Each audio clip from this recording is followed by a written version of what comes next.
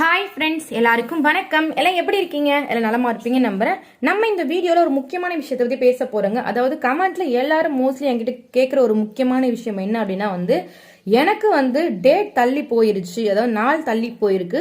ஆனால் kit check பண்ணி பார்த்தா நெகட்டிவ்னு வருது, ஏன் அப்படின்றத கேட்குறீங்க. ரெண்டாவது விஷயம் என்ன கேட்குறீங்க அப்படின்னா எனக்கு இப்போ பீரியட் தள்ளி போயிருக்கு, நான் எத்தனை நாளில் ப்ரெக்னன்சி செக் பண்ண எனக்கு பாசிட்டிவ் வரும் அப்படின்றத கேட்குறீங்க.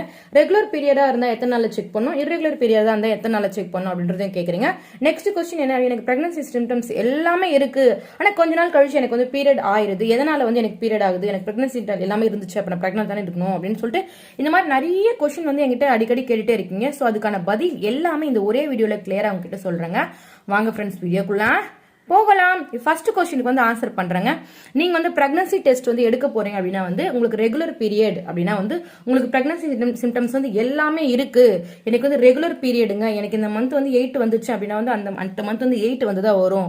எனக்கு ஒரு நாள் முன்னாடி ஸ்கிப் பண்ணிலாம் வராது. ஆனா எனக்கு பிரெக்னன்சி சிம்டம்ஸ் இருக்கு, இந்த மாதிரி நாட்கள் தள்ளி போயிருக்கு அப்படின்னா நீங்க கரெக்டாக 35 நாட்களுக்கு பிறகு கண்டிப்பா பிரெக்னன்சி டெஸ்ட் எடுத்தீங்க அப்படின்னா பாசிட்டிவ் வரும். சரிங்களா? நீங்க ரெகுலர் பீரியட் இருந்தா இந்த நாள் எடுங்க. ஒருவேளை எனக்கு இர்ரெகுலர் பீரியட் இருக்கு, எனக்கு பிரெக்னன்சி சிம்டம்ஸ் எல்லாம் இருக்குன்றவங்க 45 நாட்களுக்கு பிறகு கண்டிப்பா நீங்க பிரெக்னன்சி டெஸ்ட் எடுத்தீங்க அப்படின்னா உங்களுக்கு பாசிட்டிவ் அப்படின்ற அந்த பதில் கிடைக்கும். இப்போ உங்களுக்கு கிளியரா புரிஞ்சிருச்சா? ஒருவேளை ஒரு சிலருக்கு 2 மாசத்துக்கு ஒரு டைம் பீரியட் வரும். அது மாதிரி ஆளுங்க கண்டிப்பாங்க முழுமையா 50 நாட்கள் வெயிட் பண்ணும்.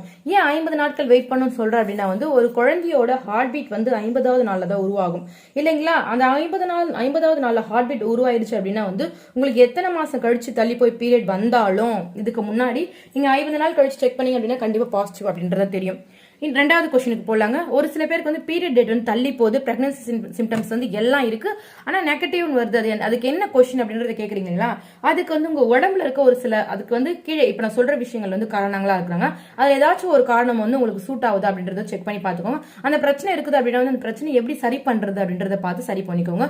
ஃபர்ஸ்ட் என்ன அப்படின்னா நாள் தள்ளி போயிட்டு ஆனா செக் பண்ண நெகட்டிவ் வருதுன்றதுக்காக ஃபர்ஸ்ட் சில சமயங்கள்ல நீங்க கர்ப்பமா இருந்தா கூட உங்களுடைய கர்ப்பத்திற்கான ஹார்மோன் HCG குறைவா இருந்துச்சு அப்படின்னா அதை வீட்டுல செக் பண்ணி பாக்குறப்ப கண்டிப்பா உங்களுக்கு நெகட்டிவ் அப்படின்னு தான் வரும். முதல் மாதத்துல நாட்கள் தள்ளி போயிருக்கு அப்படின்னா நீங்க கண்டிப்பா கர்ப்பமா கூட இருக்கலாம்.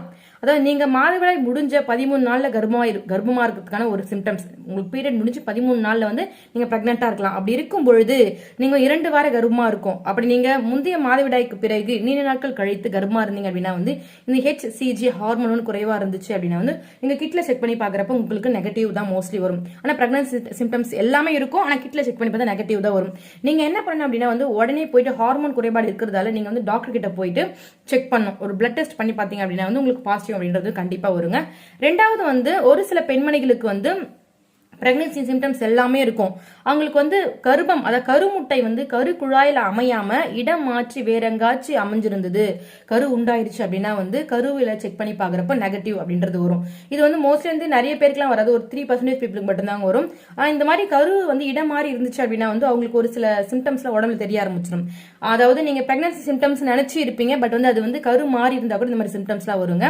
அதாவது என்ன அப்படின்னா ஒரு சில பேருக்கு அடி வயிறு பயங்கரமா வலிக்கும், ஒரு சில பேருக்கு மேல் வயிறு ரொம்ப வலிக்கும்.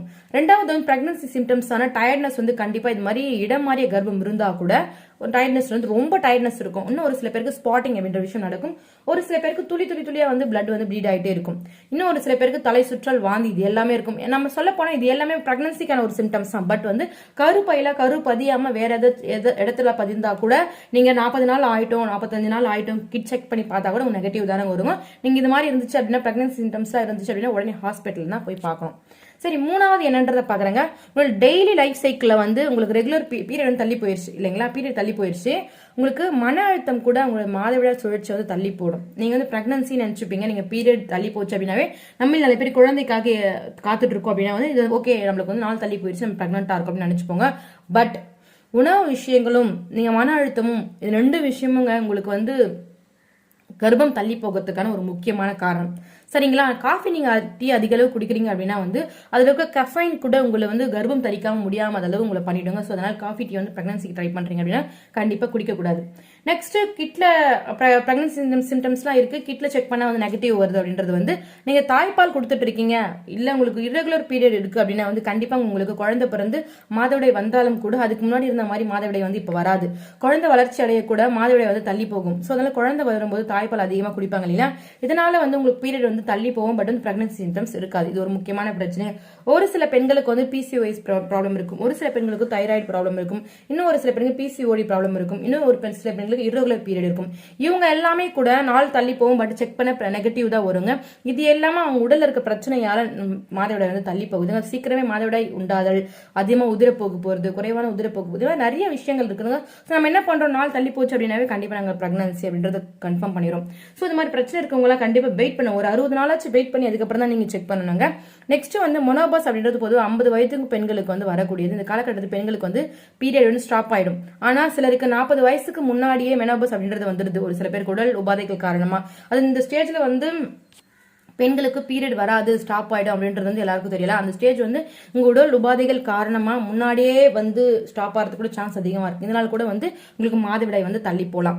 நெக்ஸ்ட் வந்து நீங்க வந்து பிரெக்னன்சிக்கு ட்ரை பண்றீங்க அப்படின்னா வந்து கருத்தடை மாத்திரைகள் வந்து ப்ராப்பரா யூஸ் பண்ணிட்டு இருக்கீங்க, இதுக்கு முன்னாடி வந்து குழந்தை வேணாம் அப்படின்றதுக்காக கருத்தடை மாத்திரைகள்லாம் யூஸ் பண்ணிட்டு இருந்தீங்க அப்படின்னா வந்து இப்போ நீங்க பிரெக்னன்சிக்கு ட்ரை பண்றீங்க அப்படின்னா வந்து இதன் காரணமா கூட உங்களுக்கு வந்து கிட்ல செக் பண்றப்ப நெகட்டிவ் அப்படின்றது வரலாங்க. ஒரு சில பேருக்கு சுகர் வந்து அளவுக்கு அதிகமா இருந்துச்சு அப்படின்னா வந்து கிட்ல செக் பண்ணி பார்த்தா நெகட்டிவ் வரதுக்கு அதிக சான்ஸ் இருக்குங்க.